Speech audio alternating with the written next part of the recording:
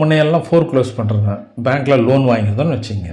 அது four close பண்ணுறதுன்னா suppose ஒரு 10 லட்சம் வாங்கியிருக்கிறோம், அதில் 5 லட்சம் இஎம்ஐ கட்டிட்டு வந்துட்டோம், மீதி 5 லட்சம் இருக்குது.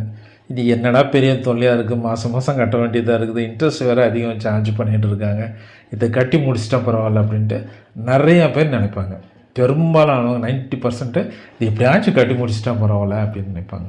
ஸோ இப்போ கட்டுறதுக்கு அவங்க போனால் என்ன பண்ணுவாங்க, அவங்க நம்மளை கொஞ்சம் மிரட்டுவாங்கன்னா வேறு ஒன்றும் இல்லை, வேறு மாதிரி மிரட்டுறது இல்லை, சார்ஜ் பண்ணுறோன்னு சொல்லுவாங்க.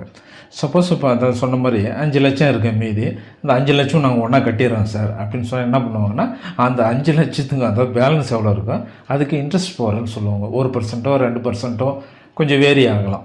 அதுக்கு நாங்கள் இன்ட்ரெஸ்ட் சார்ஜ் பண்ணுவோம், ஃபோர் க்ளோசிங்க்கு இன்ட்ரெஸ்ட் சார்ஜ் பண்ணுவோம் அப்படின்னு சொல்லுவாங்க. அது ஒரு பெரிய நம்ம